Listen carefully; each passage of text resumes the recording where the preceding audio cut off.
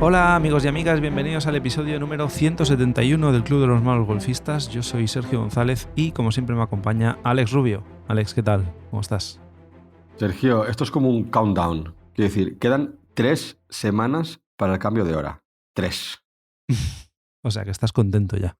Estoy empezando a estar contento. Comienza la cuenta atrás, los días ya se notan mogollón, y eso que nosotros en la zona de Barcelona, por el horario de España, es cuando oscurece más pronto. Es decir, que si estuviéramos en Galicia, yo creo que estaría contento casi todo el año.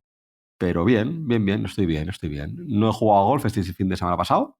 Tú sí, pudiste jugar en Costa Daurada. Y además, contento, ¿no? Sí, contento, me salió una buena vuelta.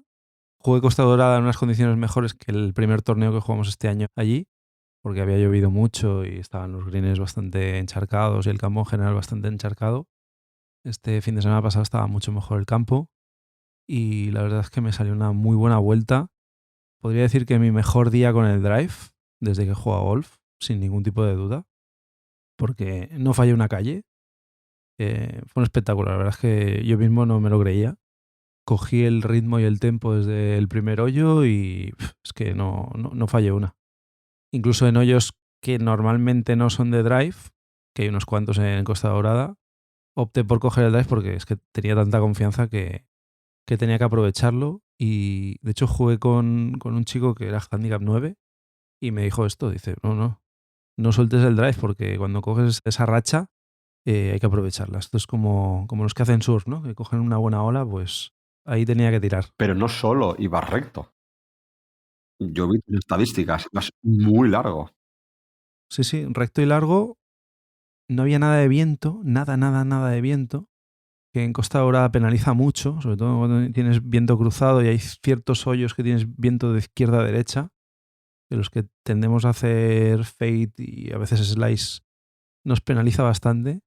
Y ya te digo, entre eso, que las calles estaban un poco duras, con lo cual la bola botaba y hacía metros y que el impacto era bastante bueno en el centro de la cara del palo, pues la verdad es que la cosa salió bastante bien.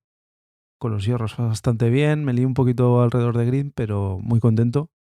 He bajado handicap y nada, y ahora pues a seguir en la misma línea, en la misma dirección. Pues nada, oye, me alegro.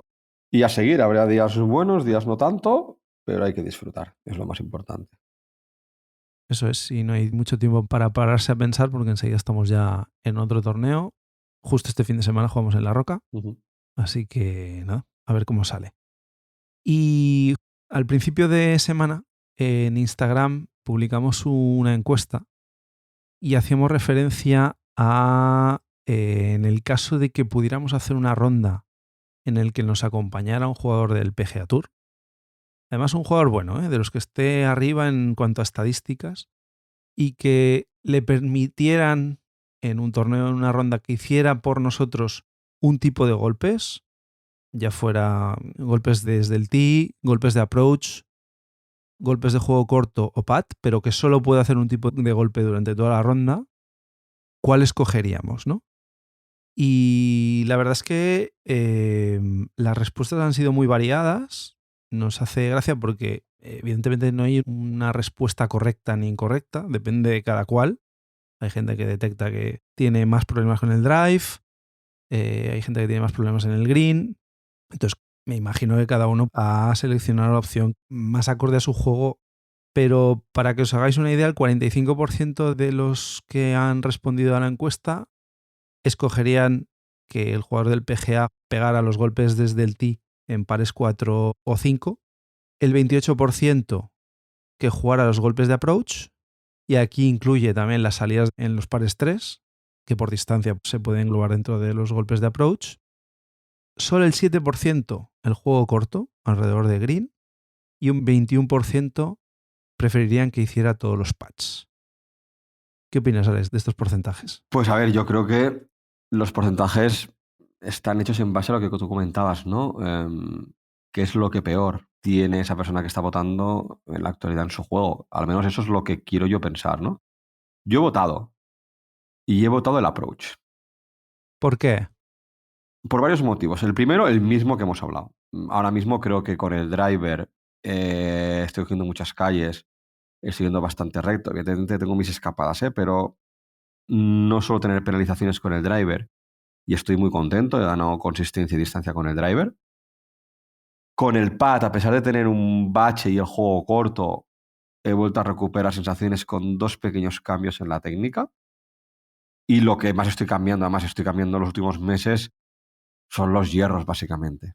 Ese es uno de los motivos por qué he votado el approach. Y el otro motivo es porque creo que la gran diferencia entre jugadores, en este caso handicaps medios altos, versus jugadores scratch, pros, o jugadores plus o handicaps muy bajos, single digit muy bajos, creo que están los golpes a green, puesto que un jugador como nosotros, handicaps medios, entre 100 y 150 metros, no va a meter muchas bolas en green.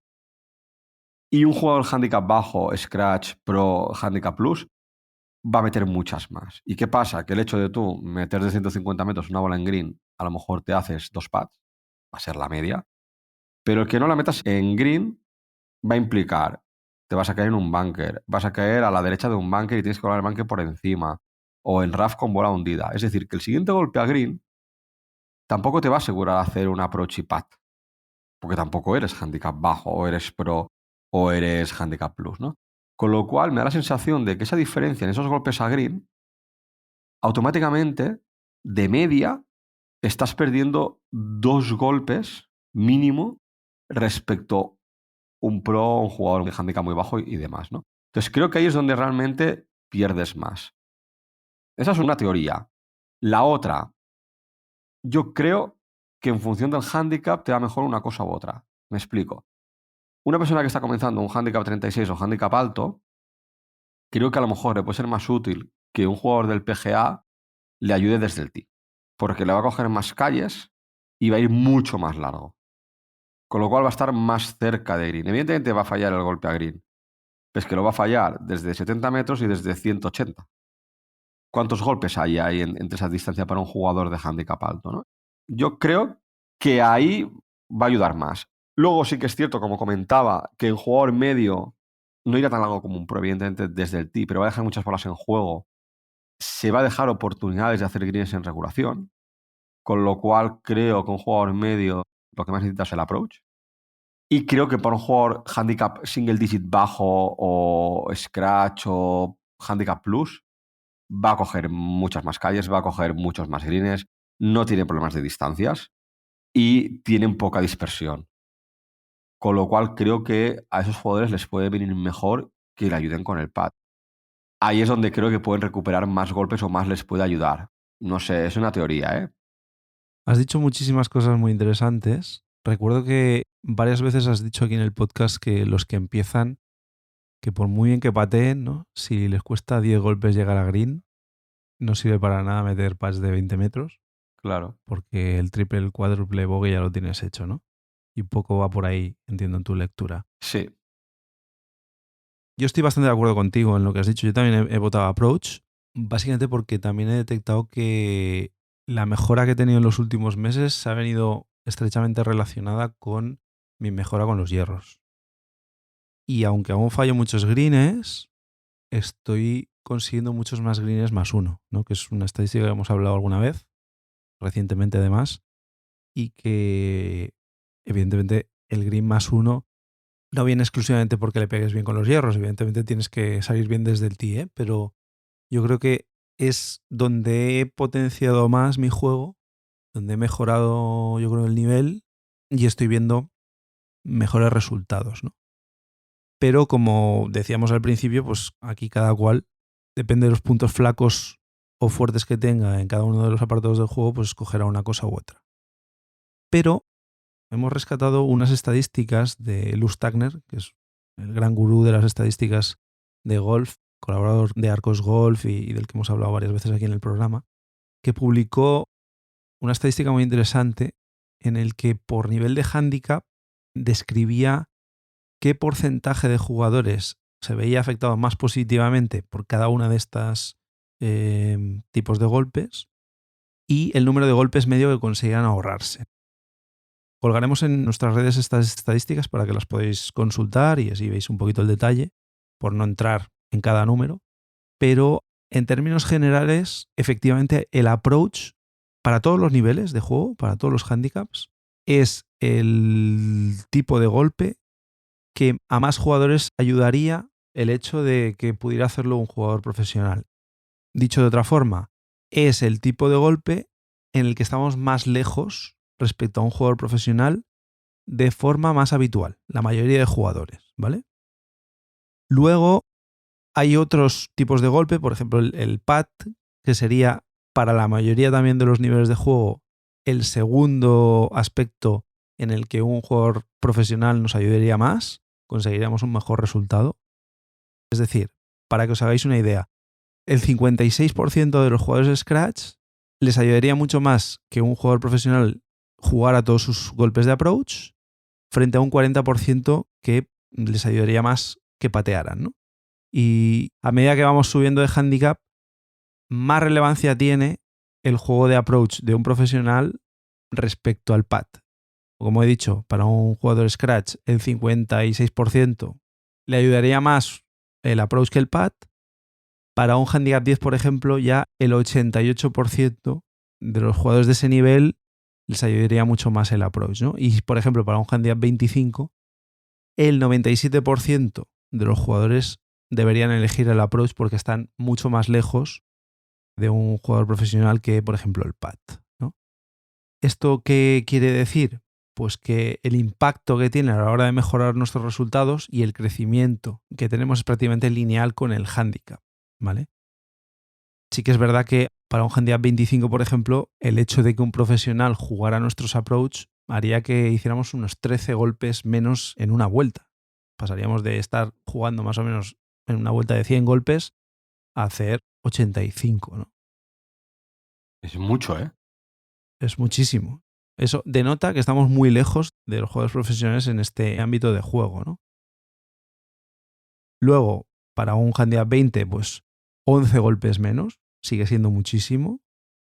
Para un handicap 10, que están ya entrando en single digit, 8,6 golpes menos, si un jugador profesional juega sus golpes de approach.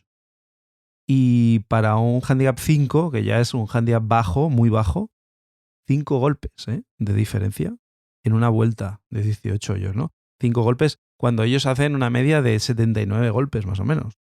Es importante esa diferencia. Y luego, por otro lado, como hemos dicho, el segundo apartado en el que más nos ayudaría un jugador profesional es el pad, que es otro lugar clave en el que los pros nos dan un repaso, aunque siempre el porcentaje de jugadores al que ayudaría en esa categoría es mucho menor, ¿no? Sí que es verdad que se va ampliando a medida que el jugador mejora de nivel. Es decir, hay muchos jugadores Scratch que ya tienen un nivel de approach suficientemente bueno como para que les ayudara más que un jugador profesional hiciera sus pads, ¿no? Luego, el tercer porcentaje en el que nos podría ayudar algún jugador profesional es desde el tee, pero es un porcentaje mucho más bajo y pocos jugadores aprovecharían que un pro pegue por ellos el drive respecto a las otras dos categorías que hemos comentado, ¿no? Y el juego corto no aparece en ninguno de los casos. Para ningún nivel de juego, este tipo de golpes tiene el suficiente peso como para mejorar mucho nuestras tarjetas. Básicamente porque con el juego corto no puedes hacer grandes líos o no deberías hacer grandes líos, ¿no? Sí, evidentemente, puedes tener un día muy malo de chip y todo el rato puedes hacer filazos o hacer golpes pesados, pero si desde un chip buscas meterla en green, no vas a hacer grandes desastres comparado con los que puedes hacer con el driver, approach o pad. Exacto. Claro, ¿qué particularidad tiene los golpes de approach?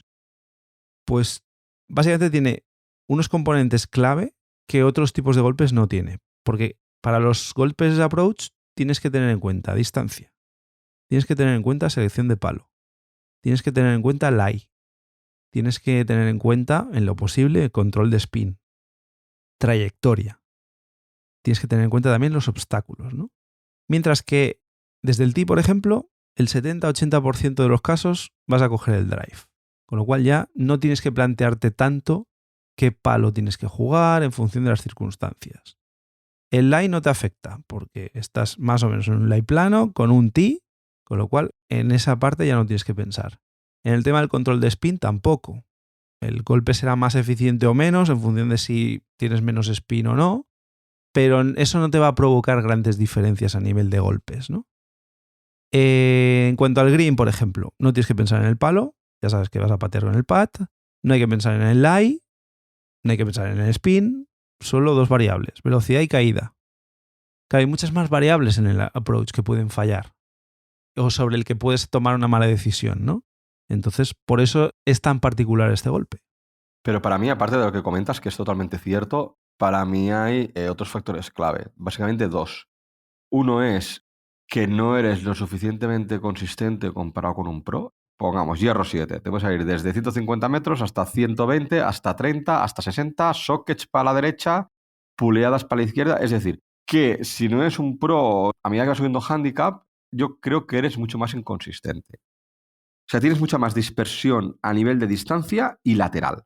Es decir, que si tú monitorizas todos tus golpes con un hierro 7 todo el rato, tirando a green, en un campo, no en la estería en el campo prácticas, vamos a ver que tu dispersión es un círculo muy grande. En cambio, un jugador profesional va a tener una dispersión muy estrechita en cuanto a distancia y mucho más corta en cuanto a dispersión lateral. Es decir, que sus golpes son mucho más constantes a nivel de distancia. Y luego, lo que yo muchas veces digo, ¿cuánto haces con el hierro 7? 150 metros. Mentira. Haces 150 metros cuando no tienes viento, la bola está bien colocada y le impactas muy bien a la bola. ¿Cuándo pasa eso? Luego sacamos nuestras estadísticas de approach y normalmente del 50% o del 40% para arriba nos quedamos cortos de green. Sí, sí. Luego hay otras diferencias clave con los pros. Por ejemplo, a nivel de gestión estratégica, ellos saben trabajar mucho mejor con las zonas seguras del green y de esta forma reducen los errores grandes, ¿no? Que los jugadores amateurs pues, nos cuesta mucho más conseguir eso. En parte porque ya tomamos malas decisiones, porque muchas veces no sabemos valorar la realidad de nuestros golpes y la dispersión que tú comentas media que deberíamos tener en función de la distancia que estamos y el nivel que tenemos de juego, con lo cual infravaloramos obstáculos, vamos demasiado agresivos en ciertas situaciones, mientras que los pros son mucho más conservadores de lo que parece, porque luego hay muchas veces que vemos que tiran a green y la dejan muy cerca de bandera, pero muchos de estos golpes en realidad no iban ahí. Lo que pasa es que han hecho el fallo bueno y la bola se ha acercado más de la cuenta, ¿no? En ese sentido ellos juegan mucho más con eso, ¿no? Con las zonas seguras del green y saber a qué banderas hay que atacar y cuáles no. Y en porcentaje atacan a muy poquitas banderas, muy poquitas. Y luego otra cosa que saben hacer muy bien también es a nivel de mentalidad, porque practican rutinas y repiten golpes bajo presión que les permite también esa consistencia, ¿no? Porque lo que nos pasa a los amateurs muchas veces es que a medida que va avanzando la ronda y en función de cómo vaya, y sobre todo si va mal al principio, pues cambiamos de ritmo, nos aceleramos, nos tensionamos y perdemos esa poca consistencia que ya tenemos de por sí por el nivel que tenemos, ¿no?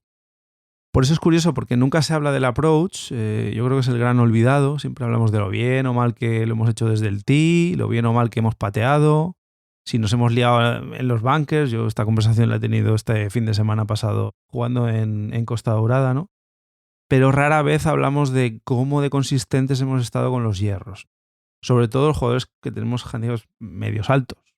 Evidentemente los jugadores Scratch ahí ya sí que hay un nivel y de hecho las estadísticas así lo demuestran, ¿no? De que hay cierto porcentaje de jugadores que el approach no es su punto débil en este caso, ¿no? Uh-huh. Pero claro, hay esa creencia también, ¿no? Porque a veces el amateur cree que hay mucho más impacto con el drive o con el pad. Y eso tiene muchos motivos también. Claro, al final piensa que los errores del driver son más dramáticos y memorables. ¿Quién se acuerda de un sapo con un hierro 8 tirando a green? Pues a lo mejor te acordarás, pero seguro que no te olvidas de ese slide que acabó en el huerto de la derecha. ¿Me explico? Se olvida rápido, sí, el fallo con el hierro. Claro. Y luego sabes que tiras ese golpe y ya tienes una penalización. Si tú fallas un hierro a green, bueno, a lo mejor sigues estando en calle o estás en RAF o te has ido a un bunker. Sigues jugando. Pero el tema de ya hablar de penalizaciones, pues ya son golpes que añades a tu tarjeta, digamos que es un impacto mucho más visible aparentemente. Cuando un mal approach, a lo mejor tú lo envías a bunker y piensas, no tengo penalización. Sí, sí, ves que a lo mejor luego te cuesta 2 golpes salir de bunker y 3 pats. Y tú dices, va, es que qué mal he salido de bunker, ¿cómo la he liado con el bunker? No, no, tu error no ha estado en el golpe de bunker, que también, pero tu error principal, la causa de salir con una rayita en ese hoyo es el golpe a green que te has metido en un lío, porque estratégicamente lo has tirado mal. Sí, o dejártela un poquito más lejos de la cuenta, ¿no? Que eso, por ejemplo, me ha pasado a mí este fin de semana, analizando un poco. Quizá donde he fallado más es en eso, ¿no? En dejarte, en vez de 10 metros, dejarte 12 o 13 y esto, hoyo a hoyo, estas distancias van sumando y 6 8 metros más lejos de bandera, pues ya tienes menos probabilidades de hacer par o bogey, ¿no? Es un daño más silencioso, pero constante y al final, a nivel de números, te penaliza mucho más estos pequeños errores que no son errores con penalización inmediata, ¿no? Como decías tú, de lanzar una bola fuera de límites o en estacas rojas, pero que poco a poco van sumando golpes a tu vuelta, ¿no? Luego ya lo has avanzado tú, el tema del ego y la distancia, ¿no? El approach no genera esas conversaciones de bar, pero más o menos pega los mismos golpes de approach que de drive en una ronda, con lo cual tienen también esa importancia, ¿no? Pero yo cada vez escucho más el rollo de, yo pego 120 con el pitch, pues oye, pues muy bien por ti, a lo mejor cojo yo un 8. Que el golf no se trata de a ver quién le pega más con X palo, que se trata de hacer pocas. Como si sales en un par 3 de 180 metros con el driver. ¿Qué pasa? No pasa nada. No, no, desde luego, por eso llevamos tantos palos, ¿no? Porque se supone que tenemos que hacer una distancia diferente con cada palo. Pero la elección de palo, muchas veces, como nos creemos que somos aquí Bryson DeChambeau pegando a la bola, pues muchas veces nos quedamos corto por ese ego. Sí, sí. Es muy común esto que comentas. Y luego también hace mucho daño el marketing, ¿eh? Porque claro, vemos anuncios, sobre todo ahora, ¿no? Que salen los nuevos palos y todo el mundo habla de los nuevos palos. Pues ese marketing que refuerza peligrosamente el mensaje, ¿no? De más distancia, más velocidad de bola. Nadie habla del control de distancia, ¿no? De la gestión de la dispersión que tienes con un hierro 7, que es igual de importante o más en este caso, ¿no? Así que por eso hay esa percepción de que el drive, el pad es lo importante, pero a la hora de la verdad, cuando miras estadísticas, donde tienes que ser más consistentes con el tema del approach y los hierros a green, ¿no? Tú lo has avanzado un poco antes, los motivos principales por los que perdemos esos golpes. Uno es el control eficiente de la distancia. Claro, el problema es que el jugador amateur rara vez controla su carry real. Siempre hay un margen de error de 10-20 metros de variabilidad de un hoyo a otro y claro, esto hace que tengamos pads más largos, chips innecesarios porque la dejamos fuera de green porque le hemos pegado con el palo y resulta que nos hemos quedado cortos, porque el fallo habitual es quedarse corto. Claro, y es que esa inconsistencia, por eso también los bunkers y los obstáculos chungos están antes de green. Este problema del control de la distancia hace que te metas en problemas. Y esos problemas te acarrean 3 o 4 golpes más. Que si penalidad porque me he ido al agua, que si tengo que salir de bunker y me vuelo todo el green y luego tengo un chip. Pero claro, como no soy handicap bajo, el chip no lo dejo suficientemente cerca y hago 2 pads. Eso es. Luego tenemos la dispersión lateral también, que es mucho más elevada. El Pro tiene un patrón mucho más compacto, más predecible, mientras que un jugador con handicap medio alto tiene una dispersión muy amplia, muy inconsistente y por estadísticas doblamos, ¿eh? El error entre un handicap alto y un handicap bajo a nivel de dispersión lateral es más del doble, que se Ujú. dice rápido, pero eso quiere decir sacarla fuera de green directamente. Aunque por distancia lo hayas conseguido, ¿eh? Que lo hayas pegado más o menos según la distancia que tú sueles hacer con ese palo, si luego se te va a la derecha o se te va a la izquierda porque no rotas bien y la cara del palo no entra como toca, pues esto nos pasa muy a menudo, ¿no? Luego también otro de los motivos por los que se pierden golpes es la falta de control de trayectoria. Al final un jugador profesional te juega el golpe como quiere. Por ejemplo, varias alturas de vuelo. Un vuelo de bola abajo y un vuelo de bola alto. Eso se pone en la rutina, la prerrutina y dice, venga, va, aquí en un vuelo de bola abajo. Ya saben lo que tienen que hacer.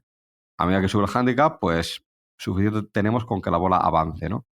Claro, al final las condiciones ambientales, en este caso el viento, castigan, diría yo, esto es una opinión mía, de manera exponencial a medida que vas subiendo de handicap. A un pro le puede afectar poco y a un handicap bajo le afectaría un poco más, pero es que a un handicap medio o alto no es lineal la afectación, es mucho peor. Es algo que hay que trabajar. Por eso al final cada uno tiene el handicap que tiene, ¿no? Entre otras cosas por estas, ¿no? No nos sabemos adaptar también con un jugador profesional en este caso, ¿no? O, por ejemplo, adaptarnos al light también. Los jugadores amateurs tendemos a tener una gestión bastante pobre del light. No nos ajustamos, ¿no? El pro ve cómo está la bola, ve si está en el wrap, ve si está un poco hundida, si está en pendiente, y entonces pues coge un palo acorde a ello. Nosotros no evaluamos suficiente en general cómo nos afectará el spin, si vamos a poder parar la bola cuando bote y ajustar la selección del palo en función de eso, ¿no? Miramos la distancia a la que estamos y decimos, pues esta es mi distancia de hierro 5, pues para allá que va.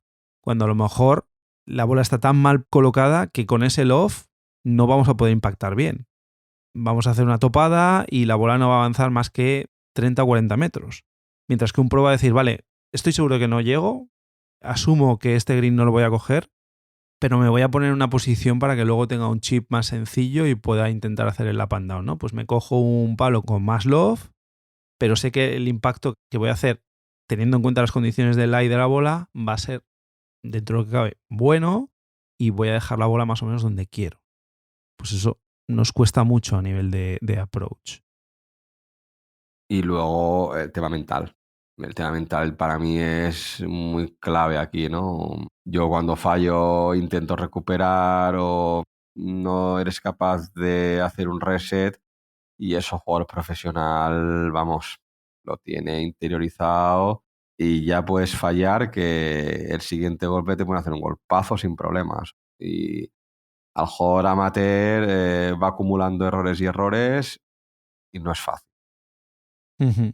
Sí, sí, totalmente. Claro, todo esto viene motivado muchas veces porque no entrenamos bien este tipo de golpes, ¿no? A pesar de que estamos muchas horas en el campo de prácticas y muchas veces tenemos un hierro en las manos, es decir, no estamos todo el día con el drive en un campo de prácticas, pero seguramente no estamos ejercitando de una forma que tenga un propósito y que nos ayude luego a replicar las condiciones que tenemos en un campo, ¿no? Y esto nos podemos hacer una pregunta, ¿no? ¿Cómo solemos practicar en el range? ¿Tenemos objetivos claros?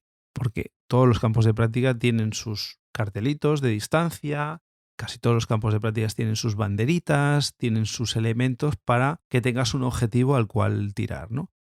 El otro día me salió un vídeo que compartí contigo además, Alex, de la zona de prácticas que tienen en universidades como la de Arizona, que Ujú. aquello es un espectáculo. Para que os hagáis una idea, ¿qué tienen ahí? Pues un montón de greens y de referencias para poder hacer estos ejercicios de control de distancia y control de dispersión, ¿no? Ujú. Bueno, igual no tenemos eso, pero todos los campos de prácticas tienen algunas referencias. ¿Las usamos? Mucha gente no. Mucha gente simplemente es pues dar el golpe, ver que la bola se levanta y va más o menos recta. Pero no hacemos ese ejercicio de controlar a ver si estamos consiguiendo meterla más o menos en la distancia que queremos, ¿no? Luego cada vez hay más campos de prácticas que tienen también monitores de lanzamiento, que nos pueden ayudar a saber esos golpes, qué distancia hacen, Ujú. qué dispersión lateral tenemos, incluso saber pues, patrones un poquito más avanzados de cuánto spin estoy haciendo con cada palo, ¿no? Así que está claro que si conseguimos trabajarlo de esta forma, con ese propósito, con ese objetivo claro, vamos a mejorar exponencialmente. Y eso yo creo que en general, sobre todo handicaps medios altos, nos falta mucho. Tenemos mucho margen ahí de trabajo, ¿no? Y la teoría la sabemos todos, ¿eh? Pero claro, luego es ir allí y aplicarlo, ¿no? Pero sí, sí, yo creo que es algo que tú vas a los campos de prácticas y no lo ves. La gente se pone a tirar bolas ahí como si no hubiera un mañana y empiezan por el gap o por el sun y acaban con el driver. Pero yo alguna vez he hecho clase contigo o he ido a entrenar y solo he cogido hierro 9, hierro 7 y me he ido a casa. Que luego soy muy malo, pero ostras, lo intento. Sí, Lo sí. intento. Además hay ejercicios muy sencillos que se pueden hacer. Por ejemplo, para trabajar el control de distancia, que como hemos dicho, bajo nuestro punto de vista es la base de todo, Podemos hacer pues una escalera de carry, por ejemplo, ¿no? Que el objetivo es dominar distancias exactas. Pues colocamos objetivos a 80, 100, 120 metros. Ahí irá un poquito en función de lo que tengáis en el campo de prácticas, pero siempre hay pequeñas referencias que nos pueden servir. Pues bueno, medimos si tenemos con el láser para asegurarnos de que el cartel que ponga 50 está a 50 o el cartel que pone 100 está a 100. Y con esto pues pegamos 3 bolas a esa distancia. Y lo hacemos de tal forma de que no cambiamos esa distancia hasta que al menos de las tandas de 3 que tiramos, pues 2 queden dentro de un margen de error de 5 o 10 metros del objetivo, ¿no? Tanto corto como largo, pero tenemos esa dispersión. Así, ¿qué hacemos con esto? Pues entrenamos la sensación de swing parcial, hacemos como memorización, ¿no? de nuestra situación del swing, el control de energía, y hacemos también pues un trabajo de repetibilidad y de coger sensaciones de, bueno, pues mira, esto es lo que necesito para hacer 80 metros, esto es lo que necesito para hacer 100 metros. Que luego las condiciones de viento y tal lo dictará cada día, pero al menos tienes ya una referencia, ¿no? Sí, sí. Y luego otro ejercicio también puede ser reducir la dispersión lateral. Tú estás en un campo de prácticas y aquí es muy ancho, pero ponte 2 letreros como referencia e intenta que tus bolas acaben en medio.